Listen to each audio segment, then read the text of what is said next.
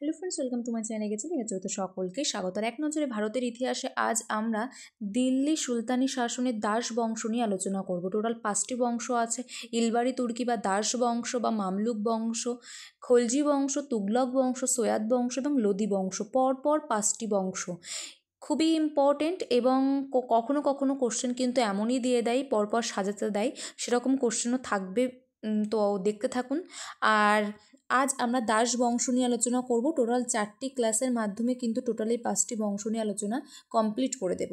তো প্রচুর পরিমাণে কোশ্চেন আছে এবং সমস্ত কোশ্চেন কিন্তু প্রিভিয়াস ইয়ার্সের কোশ্চেন, বিভিন্ন এক্সামে এসেছে। তো ভিডিওটা প্রথম থেকে শেষ পর্যন্ত ভালো করে দেখুন এবং আমাদের চ্যানেলে যদি কেউ নতুন হয়ে থাকেন চ্যানেলকে অবশ্যই সাবস্ক্রাইব করে রাখুন। প্লেলিস্টের মধ্যে সমস্ত ভিডিওগুলো পরপর পেয়ে যাবেন। পিডিএফ ও টেলিগ্রাম চ্যানেলে দিয়ে দিচ্ছি প্রত্যেকটি, সেখান থেকে আপনারা ডাউনলোড করে রিভিশন করে নিতে পারবেন। আর ডব্লিউবিসিএস থেকে শুরু করে ডব্লিউবিপি, কেপি, তাছাড়া রেলওয়ে, এসএসসি এবং পিএসসির সামনে এক্সাম আছে, ক্লার্কশিপ, মিসেলিনিয়াস, প্রত্যেকটার জন্য কিন্তু সমান গুরুত্বপূর্ণ হতে চলেছে এই সিরিজটি। তো চলুন শুরু করবো, আর কোনো টাইম ওয়েস্ট করবো না। ফার্স্ট কোশ্চেন কি বলছে দেখে নেব। তো এখানে ফার্স্ট যে কথাটা বললাম, 5টি রাজবংশ পরপর সাজাতে দেয়, তো সেটাই কিন্তু এখানে বলেছে। সঠিক ক্রমে আমাদের সাজাতে হবে। তুগলক বংশ, লোদি বংশ, সৈয়দ বংশ, ইলবাড়ি তুর্কি বা দাস বংশ এবং খিলজি বংশ বা খলজি বংশ। তো এখানে সঠিক অ্যান্সার কোনটা হয়ে যাবে? ফার্স্ট আমাদের দাস বংশ বা ইলবাড়ি তুর্কি বা মামলুক বংশ, কখনো কখনো মামলুক বংশ বলেও কিন্তু উল্লেখ করে দেওয়া থাকবে। ফার্স্ট আমাদের তাহলে 4 নম্বর পয়েন্ট হচ্ছে। তাহলে এখান থেকে এ, বি, সি তো অলরেডি বাদ চলেই যাচ্ছে, আমাদের আর কিছু দেখার প্রয়োজনই পড়ছে না। অপশন ডি কিন্তু রাইট অ্যান্সার হয়ে যাচ্ছে। কখনো কখনো কিন্তু অপশন ঘুরিয়ে দেবে, সেক্ষেত্রে আমাদের পরপর মুখস্থ রাখতে হবে। ফার্স্ট আমাদের দাস বংশ বা ইলবাড়ি তুর্কি বা মামলুক বংশ, সেকেন্ড আমাদের খলজি বংশ, থার্ড তুগলক বংশ, ফোর্থ সৈয়দ বংশ এবং ফিফথ লোদি বংশ। চলে যাবো পরবর্তী কোশ্চেনে, দেখে নেব কি বলছে। দিল্লির প্রথম মুসলিম শাসক ছিলেন আকবর, শাহজাহান, কুতুবউদ্দিন আইবক, আলাউদ্দিন খলজি। তো এখানে সঠিক অ্যান্সার কিন্তু হয়ে যাবে কুতুবউদ্দিন আইবক। কুতুবউদ্দিন আইবক, যিনি দাস বংশের প্রতিষ্ঠা করেন কত 1206 খ্রিস্টাব্দে কিন্তু তিনি দাস বংশের প্রতিষ্ঠা করেন। তো ইলবাড়ি বংশ, তুর্কি বংশ বা দাস বংশের সময়কালটা একবার বলে দিই, 1206 থেকে 1290। তো দাস বংশের প্রতিষ্ঠাতাকে কুতুবউদ্দিন আইবক, যেখানে আইবক শব্দের অর্থ হচ্ছে দাস বংশ। তাহলে এখানে সঠিক অ্যান্সার কোনটা হয়ে যাচ্ছে? দিল্লির প্রথম মুসলিম শাসক কে ছিলেন? কুতুবউদ্দিন আইবক। অপশন সি এখানে রাইট অ্যান্সার হয়ে যাচ্ছে। চলে যাবো পরবর্তী কোশ্চেনে, দেখে নেব কি বলছে। নিম্নলিখিতদের মধ্যে কে মোহাম্মদ ঘুরির সেনাপতি ছিলেন যিনি ভারতের দাস রাজবংশের প্রতিষ্ঠা করেন? একটু আগেই বললাম দাস বংশের প্রতিষ্ঠাতাকে কুতুবউদ্দিন আইবক। তো মোহাম্মদ ঘুরি কুতুবউদ্দিন আইবককে দাস হিসেবে ক্রয় করেন, কিন্তু কুতুবউদ্দিন আইবক তার নিজ কর্মক্ষমতা বা যোগ্যতার দ্বারা তিনি কিন্তু সেনাপতি হন। এবং মোহাম্মদ ঘুরির মৃত্যুর পর কুতুবউদ্দিন আইবক নিজেকে স্বাধীন বলে ঘোষণা করেন এবং দিল্লির ইন্দ্রপ্রস্থে কিন্তু সাম্রাজ্য প্রতিষ্ঠা করেন, যেখান থেকে দাস বংশের সূচনা হয় বা শুরু হয়। তো সঠিক অ্যান্সার হয়ে যাবে Qutbuddin Aibak. Option D right answer. পরবর্তী কোশ্চেন কি বলছে দেখে নেব। যে বংশটি 1206 থেকে 1290 সাল পর্যন্ত উত্তর ভারত শাসন করেছিল তা কুতুবউদ্দিন আইবক দ্বারা প্রতিষ্ঠিত হয়েছিল। মানে এখানে বলতে চাইছে কোন রাজবংশটি। তো 1206 থেকে 1290 দাস রাজবংশ ফার্স্টেই বলে দিয়েছে, অপশন এ রাইট অ্যান্সার হয়ে যাচ্ছে। কুতুবউদ্দিন আইবক প্রতিষ্ঠা করেন। পরবর্তী কোশ্চেন, দিল্লির সুলতানের শাসন কবে শুরু হয়? তো 1206 দিল্লি সুলতানি শাসন, 1206 থেকে শুরু হয় দাস বংশ। তো 1206 থেকে শুরু হবে দিল্লি সুলতানি শাসন, 5টি বংশ পরপর রাজত্ব করে। তো এখানে সঠিক অ্যান্সার হয়ে যাচ্ছে 1206, অপশন বি। পরবর্তী কোশ্চেন কি বলছে, নিচের কোন বছরে কুতুবউদ্দিন আইবক দিল্লি শাসন করেন? কুতুবউদ্দিন আইবক 1206 থেকে 1210 পর্যন্ত কিন্তু শাসন করেন, অর্থাৎ অপশন ডি রাইট অ্যান্সার হয়ে যাবে। এবং তার পরবর্তীতে 1211-তে কিন্তু ইলতুৎমিশ সিংহাসন আরোহণ করেন, 1211-তে। যিনি বদায়ুনের শাসনকর্তা। তো ইলতুৎমিশ যখন আসবে তখন ইলতুৎমিশ সম্পর্কে আমরা জানবো। তো এখানে সঠিক অ্যান্সার হয়ে যাচ্ছে অপশন ডি। পরবর্তী কোশ্চেন, দিল্লি সুলতানি শাসনের অবসান হয় কবে? তো দিল্লি সুলতানি শাসনের অবসান কবে হয়? 1298, 1526, 1565 এবং 1600। সঠিক অ্যান্সার কিন্তু হয়ে যাবে অপশান বি, 1526।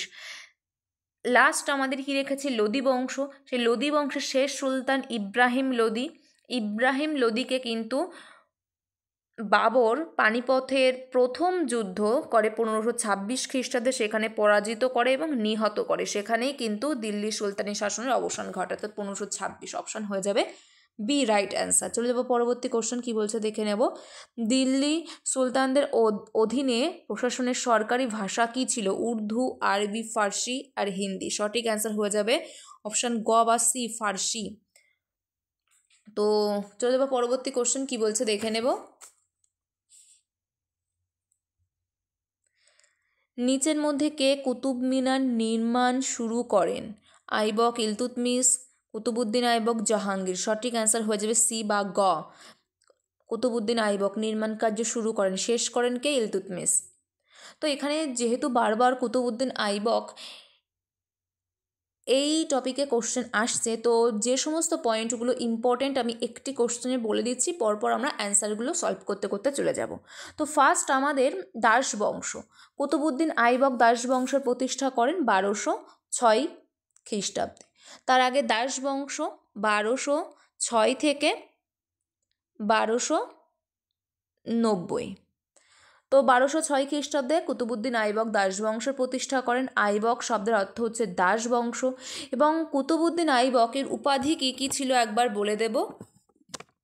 মালিক ছিল এবং লাখ বক্স ছিল।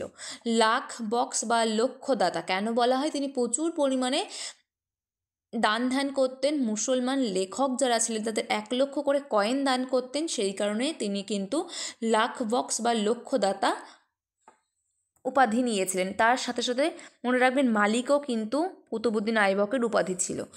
রাজধানী কিন্তু লাহোরে। রাজধানী কোথায়? লাহোরে। কুতুব মিনারের নির্মাণ কার্য কিন্তু তিনি শুরু করেছিলেন। হাসানুজ নিজামির তিনি পৃষ্ঠপোষক ছিলেন এবং কুতুব মিনারের নির্মাণ কার্য শুরু করেন সুফি সন্ত খাজা কুতুবউদ্দিন বখতিয়ার কাকির নামে এবং এটা শেষ করেন ইলতুৎমিশ।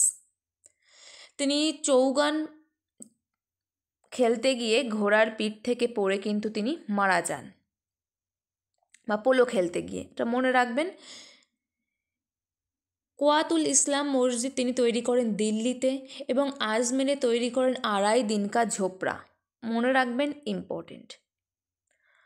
তো এখানে যে সমস্ত পয়েন্টগুলো কুতুবউদ্দিন আইবকের মধ্যে ইম্পর্টেন্ট ছিল সমস্তটা এখানে বলে দিলাম। পরপর আমরা কোশ্চেনগুলো সলভ করতে করতে যাব। তো এখানে আমাদের সঠিক অ্যান্সার হয়ে যাচ্ছে অপশন সি বা গ। পরবর্তী কোশ্চেন দেখে নেব কি বলছে।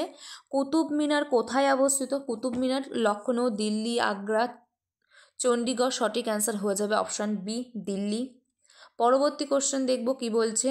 কুতুব মিনারের নির্মাণকরণ করা হয়েছিল সুফি সাধকের ড্যাশ নামে। একটু আগেই বললাম সুফি সন্ত খাজা কুতুবউদ্দিন বখতিয়ার কাকির নামে, অর্থাৎ অপশান ঘ বা ডি রাইট অ্যান্সার হয়ে যাবে। কুতুব মিনার নির্মাণ কার্য শুরু করেছিলেন কুতুবউদ্দিন আইবক এবং শেষ করেছিলেন ইলতুৎমিশ। চলে যাব পরবর্তী কোশ্চেনে কি বলছে দেখে নেব। দিল্লির কুতুব মিনার কোন শতাব্দীতে নির্মিত হয়? এটা 12 শতক বা দ্বাদশ শতাব্দীতে নির্মিত হয়। মনে রাখবেন 5টি তল ছিল কুতুব মিনারের এবং উচ্চতা ছিল 73 মিটার। পরবর্তীতে কোশ্চেনও থাকবে, চলে যাব পরবর্তী কোশ্চেনে দেখে নেব। দিল্লিতে অবস্থিত কুতুব মিনারে কটি তলা আছে? কটি তলা? 5টি, একটু আগেই বললাম 5টি তলা আছে এবং উচ্চতা কত? 73 মিটার। অপশান এ রাইট অ্যান্সার হয়ে যাবে। এখানে অপশান খ বা বি রাইট অ্যান্সার হয়ে যাবে। পরবর্তী কোশ্চেন দেখে নেব।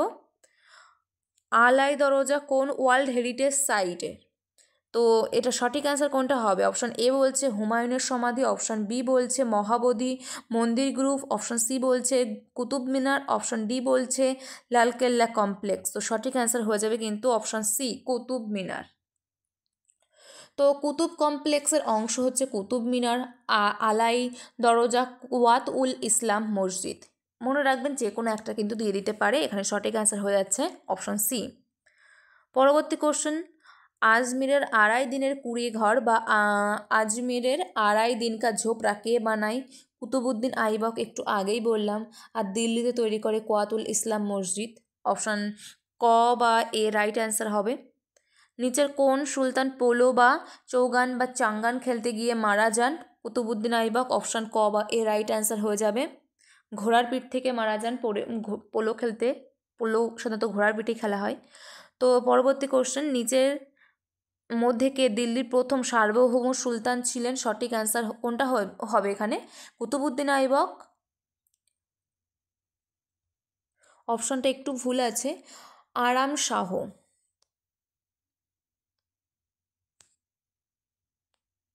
অপশন বি বলছে আরাম শাহ, অপশন সি বলছে আলাউদ্দিন খিলজি, অপশন ডি বলছে ইলতুৎমিশ। ডি বা ঘ। তো এখানে সঠিক অ্যান্সার কোনটা হয়ে যাবে? অপশন ডি কিন্তু বা ঘ কিন্তু রাইট অ্যান্সার হবে ইলতুৎমিশ, দিল্লির প্রথম সার্বভৌম সুলতান। এখান থেকে কিন্তু আমরা ইলতুৎমিশে প্রবেশ করছি। তো ইলতুৎমিশ সম্পর্কে যে সমস্ত পয়েন্টগুলো ইম্পর্টেন্ট একবার বলে দেব। দাস বংশের শ্রেষ্ঠ শাসক বলা হয় কিন্তু ইলতুৎমিশকে, বা দাস বংশের প্রকৃত প্রতিষ্ঠাতা বলা হয়। তিনি কিন্তু ইলবাড়ি তুর্কি ছিলেন, সেই কারণেই দাস বংশকে বা তার রাজবংশকে ইলবাড়ি তুর্কি বলা হয়। 1211 সালে ইলতুৎমিশ এই আরাম শাহকে পরাজিত করে কিন্তু তার সিংহাসনে বসেন। তিনি রাজধানী লাহোর থেকে দিল্লিতে স্থানান্তরিত করেন। এই কোশ্চেনটাও কিন্তু থাকবে পরবর্তীতে, মনে রাখবেন, তখন কিন্তু এত ডিটেলসে বলবো না। লাহোর থেকে দিল্লিতে কিন্তু নিয়ে যান কে? ইলতুৎমিশ। তার সাথে সাথে কুতুব মিনারের নির্মাণ কার্য সম্পন্ন করেন, আজমিরের শরীফ মসজিদ নির্মাণ করেন, ভেরি ভেরি ইম্পর্টেন্ট রূপমুদ্রা টঙ্কা এবং তাম্রমুদ্রা জিতলের প্রচলন করেন, মোস্ট ইম্পর্টেন্ট ইক্তা প্রথার প্রচলন করেন, 40 চক্র বা বন্দেগানি চাহেলা গান তৈরি করেন, ভেরি ভেরি ইম্পর্টেন্ট পরপর যে 4টে পয়েন্ট বললাম, এবং দুর্ধর্ষ মোগল নায়ক চেঙ্গিস খাঁ তার সময়ে কিন্তু মধ্য এবং পশ্চিম এশিয়ার নানা রাজ্য জয় করেন, ভেরি ভেরি ইম্পর্টেন্ট। তাবাকাতি নাসিরি কার লেখা মিনহাজুস সিরাজ, তিনিও কিন্তু ইলতুৎমিশের সমসাময়িক ছিলেন। প্রত্যেকটা পয়েন্ট কিন্তু এখানে ইম্পর্টেন্ট। সুলতানি আজম বা প্রধান সুলতান উপাধিতে ভূষিত হন ইলতুৎমিশ, এবং সুউচ্চ মিনারের জনকও কিন্তু তাকেই বলা হয়। তো এখানে যে সমস্ত পয়েন্টগুলো নিয়ে আলোচনা করলাম, প্রত্যেকটা পয়েন্ট কিন্তু ইম্পর্টেন্ট। এখান থেকে কিন্তু কোশ্চেন আপনারা এর বাইরে কিন্তু আর আসবে না, সমস্ত কোশ্চেন কিন্তু এর মধ্য থেকেই দেখতে পাবেন। এবং 1236 কিন্তু মারা যান বা দেহত্যাগ করেন। তো এখানে সঠিক অ্যান্সার কোনটা হয়ে যাচ্ছে? প্রথম সার্বভৌম সুলতান ইলতুৎমিশ। পরবর্তী কোশ্চেন দেখে নেব। তাবাকাতি নাসিরি একটু আগেই বললাম, গ্রন্থটি নিচের কে লিখেছেন? মিনহাজুস সিরাজ। অপশান এ বা ক কিন্তু রাইট অ্যান্সার হবে, তিনি ইলতুৎমিশের সমসাময়িক ছিলেন। পরবর্তী কোশ্চেন, ড্যাশ তার বিশ্বস্ত আমিরদেরকে তুর্কানি চাহালগানি নামে পরিচিত 40 জনের দলে বিভক্ত করেন। অর্থাৎ 40 চক্র বা বন্দেগানি চাহিলা গান কে করেন? ইলতুৎমিশ করেন। এটা তালবুস্য নয়, দন্তুস্য হয়। তো ইলতুৎমিশ করেন, সঠিক অ্যান্সার হয়ে যাবে অপশান এ বা ক। পরবর্তী কোশ্চেন, সুলতানি আমলের দুটি মুদ্রা, রৌপ্য মুদ্রা টঙ্কা, একটু উচ্চারণটা ভুল আছে, এবং তামার মুদ্রা জিতল নিচের কে চালু করেন? ইলতুৎমিশ। সঠিক অ্যান্সার হয়ে যাবে অপশান সি বা গ। পরবর্তী কোশ্চেন দেখে নেব। কোন ওয়ার্ল্ড হেরিটেজ সাইটে ইলতুৎমিশের সমাধি রয়েছে? তো হুমায়ুনের সমাধিতে, মহাবোধি মন্দির গ্রুপে, কুতুব মিনারে, লালকেল্লা কমপ্লেক্সে। সঠিক অ্যান্সার হয়ে যাবে অপশান সি, কুতুব মিনারে। এবং সমাধি দেয়া হয় কত সালে সেটাও আমরা পরবর্তীতেই দেখতে পাবো। এখানে ফার্স্টে এক জায়গায় একটু এখানে বললাম ইলতুৎমিশ দেহ ত্যাগ করেন বা মারা যান 1236, ওটা 1235 হবে। একটু ভুল বলেছিলাম, তার জন্য এক্সট্রিমলি সরি। তো এখানে সঠিক অ্যান্সার হয়ে যাবে অপশান ডি। 1235 সালে সমাধি নির্মাণ করা হয়, 1235-এ। চলে যাব পরবর্তী কোশ্চেন, দেখে নেব কি বলছে। তো এখানে একটু কনফিউশন আছে। ডব্লিউবিসিএস ক্রাকে কিন্তু 1236 দেওয়া আছে, আমি একটু চেক করলাম যে ইলতুৎমিশ দেহ ত্যাগ করেন, কিন্তু এটা কিন্তু প্রিভিয়াস ইয়ার্সেরই কোশ্চেন। এটা প্রবাবলি সিজিএল কি সিএসএল এর কোশ্চেন হবে। তো এখানে কিন্তু অপশনে 1235 ছিল। তো 1235 যেহেতু ছিল 1236-এর আশেপাশে, তো অপশন ডি রাইট অ্যান্সার হয়ে যাবে। তো আমি পরে একবার চেক করে এটা কমেন্ট সেকশনের মধ্যে পিন করে দিয়ে দেব যে সালটা ঠিকঠাক কত, 35 কি 36। তো যদি আপনাদের কারোর জানা থাকে অবশ্যই কমেন্টে জানাবেন, এটা একটু কনফিউশন হচ্ছে। দুটো বই দেখলাম, তো দুটো বইতে দুরকম দেওয়া আছে, তো আমি পরে একবার সার্চ করে কমেন্ট সেকশনের মধ্যে দেব। চলে যাব পরবর্তী কোশ্চেনে, দেখে নেব কি বলছে। কোশ্চেন কি বলছে এখানে, 1236 সালে সুলতান ইলতুৎমিশের কন্যা ড্যাশ সুলতান হন। সঠিক অ্যান্সার কিন্তু এখানে হয়ে যাবে অপশান ডি, রাজিয়া। রাজিয়া কিন্তু 1236-এ দিল্লির সিংহাসনে বসেন এবং তিনি কিন্তু প্রথম এবং শেষ মহিলা শাসক মধ্যযুগের। ভেরি ভেরি ইম্পর্ট্যান্ট, মনে রাখবেন। পরবর্তীতে কোশ্চেন থাকবে, ভাতিন্দার শাসনকর্তা আলতুনিয়া রাজিয়াকে বন্দী করেন এবং কূটকৌশলী রাজিয়া তাকে কিন্তু আবার পরবর্তীতে বিবাহ করে নেন এবং সিংহাসনে আবার পুনরায় বসেন। তো মনে রাখবেন,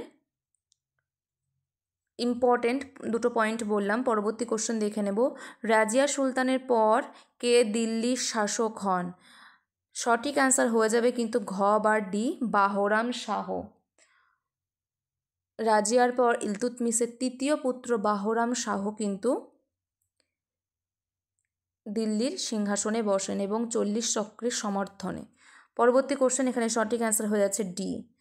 দিল্লির নিম্নলিখিত সুলতানদের মধ্যে কে তার মহান জন্ম দেখানোর জন্য প্রাচীন বীর আফরাসিয়াবের বংশধর বলে দাবি করেছিলেন। সঠিক অ্যান্সার কিন্তু এখানে হয়ে যাবে অপশন গ বা সি, বলবন, গিয়াসউদ্দিন বলবন। নিজেকে পৌরাণিক তুর্কি বীর আফরাসিয়ারের বংশধর বলে দাবি করতেন এবং তিনি কিন্তু জিলি ইল্লাহি উপাধি নেন, মানে ঈশ্বরের ছায়া হিসেবে কিন্তু তিনি নিজেকে প্রচার করে বেড়াতেন। নওরোজ উৎসব বা বসন্ত উৎসবের প্রচলন করেন তিনি। এইখানে যে দুটি পয়েন্ট বললাম ইম্পর্ট্যান্ট। এবং পাইবস অর্থাৎ সম্রাটের পদযুগল চুম্বন, সিজদা, সম্রাটের সামনে নতজানু হওয়া, এই সমস্ত প্রবর্তন করেন কিন্তু গিয়াসউদ্দিন বলবন। তো এখানে সঠিক অ্যান্সার হয়ে যাচ্ছে গ অপশান বা সি। পরবর্তী কোশ্চেন, বলবন দিল্লির নিচের কোন সুলতানের নায়েব ছিলেন। তো সঠিক অ্যান্সার এখানে হয়ে যাবে অপশান খ বা অপশান বি, নাসির উদ্দিন মাহমুদ শাহ। পরবর্তী কোশ্চেন দেখে নেব কি বলছে, নিম্নলিখিতগুলির মধ্যে কে দিল্লির প্রথম সুলতান যিনি নিজেকে জিল ই ইল্লাহি হিসেবে প্রতিষ্ঠিত করেন। তো সঠিক অ্যান্সার হয়ে যাবে গিয়াসউদ্দিন বলবন, অপশন ঘ বা ডি রাইট অ্যান্সার হবে। পরবর্তী কোশ্চেন, দিল্লি সুলতানাদের নিম্নলিখিত শাসকদের মধ্যে কে মেওয়াটি সম্প্রদায়ের সাথে মোকাবিলা করার জন্য রক্ত ও লৌহ নীতি গ্রহণ করেছিলেন। সঠিক অ্যান্সার কোনটা হবে, বলবন, গিয়াসউদ্দিন বলবন, অপশন গ বা সি রাইট অ্যান্সার হবে। পরবর্তী কোশ্চেন, দিল্লি সুলতানদের আমলে পারস্য উৎসব নওরোজ উদযাপনের প্রথাকে শুরু করেছিলেন। একটু আগেই বললাম নওরোজ বা বসন্ত উৎসবের প্রচলন করেন গিয়াসউদ্দিন বলবন, অপশান বি বা খ রাইট অ্যান্সার হচ্ছে। দিল্লি নিম্নলিখিত সুলতানদের মধ্যে কে দরবারে সিজদা এবং পাইবস প্রথা চালু করেন। কে হবে, Giasuddin Balban, option C right answer হবে বা গ। কি বলছে পরবর্তী কোশ্চেন, নিম্নলিখিত শাসকদের তাদের রাজত্বকাল অনুসারে সঠিক ক্রমে সাজান। কুতুবউদ্দিন আইবক, গিয়াসউদ্দিন বলবন, এটা গিয়াসউদ্দিন বলবন, শামসউদ্দিন ইলতুৎমিশ এবং রাজিয়া। তো ফার্স্ট এখানে হবে কুতুবুদ্দিন আইবক 1 নম্বর। তারপর ইলতুৎমিশ অর্থাৎ 3, অর্থাৎ অপশন ডি রাইট অ্যান্সার হয়ে যাবে। তারপর 4 রাজিয়া সুলতানা, তারপর 2 Giasuddin Balban, option D right answer হবে। পরবর্তী কোশ্চেন দেখে নেব কি বলছে। চেঙ্গিস খাঁ কার রাজত্বকালে জালালউদ্দিনের অনুসরণে ভারতের সীমান্ত আক্রমণ করেন? চেঙ্গিস খাঁ আমরা একটু আগেই কিন্তু আলোচনা করেছি ইলতুৎমিশের আমলে, অর্থাৎ অপশন খ বা বি রাইট অ্যান্সার হবে। ইলতুৎমিশের আমলে কিন্তু দুর্ধর্ষ মোগল নায়ক চেঙ্গিস খাঁ মধ্য এবং পশ্চিম এশিয়ার নানা রাজ্য জয় করেন।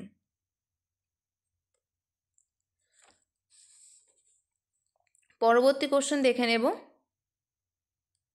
এবং এখানে একটু বলবো জালালউদ্দিনের অনুসরণে বলতে এখানে জালালউদ্দিনের সাথে চেঙ্গিস খাঁয়ের কিন্তু যুদ্ধ হয় এবং জালালউদ্দিন নিজ রাজ্য থেকে কিন্তু বিতাড়িত হন এবং ইলতুৎমিশের কাছে আশ্রয় চাইতে আসলে ইলতুৎমিশ কিন্তু সেটা প্রত্যাখ্যান করেন এবং জালালউদ্দিন যখন পারস্যে পালিয়ে যান চেঙ্গিস খাঁ কিন্তু তার পিছু ধাওয়া করে। তো এই হচ্ছে গল্প, এখানে সঠিক অ্যান্সার হয়ে যাবে অপশান বি বা খ ইলতুৎমিশ। পরবর্তী কোশ্চেন দেখে নেব কি বলছে। ইক্তা প্রথার কে প্রচলন করেন? সঠিক অ্যান্সার হয়ে যাবে ইলতুৎমিশ। ইক্তা প্রথার অপশান বি বা খ রাইট অ্যান্সার হচ্ছে। পরবর্তী কোশ্চেন দেখে নেব। নিম্নলিখিতদের মধ্যে কে রাজধানী লাহোর থেকে দিল্লিতে স্থানান্তরিত করেন? তো সঠিক অ্যান্সার হয়ে যাবে ইলতুৎমিশ। খ বা বি রাইট অ্যান্সার হবে। তো এই হচ্ছে আজকের আমাদের কোশ্চেন, যেগুলো নিয়ে পরপর আলোচনা করে দিলাম। তো যদি ভিডিওটা ভালো লেগে থাকে অবশ্যই একটা লাইক করুন এবং বন্ধুদের মধ্যে শেয়ার করুন, আর চ্যানেলে নতুন হলে চ্যানেলকে অবশ্যই সাবস্ক্রাইব করুন। খুব কম ভিউজ আসছে, প্রতিদিনই বলছি, একটু রেসপন্স করুন ঠিকঠাকভাবে, যাতে নেক্সট ভিডিও করতে একটু উৎসাহিত হই। তো চলুন এখানে শেষ করছি, নেক্সট ভিডিওতে আবার দেখা হচ্ছে। Thank you, good by.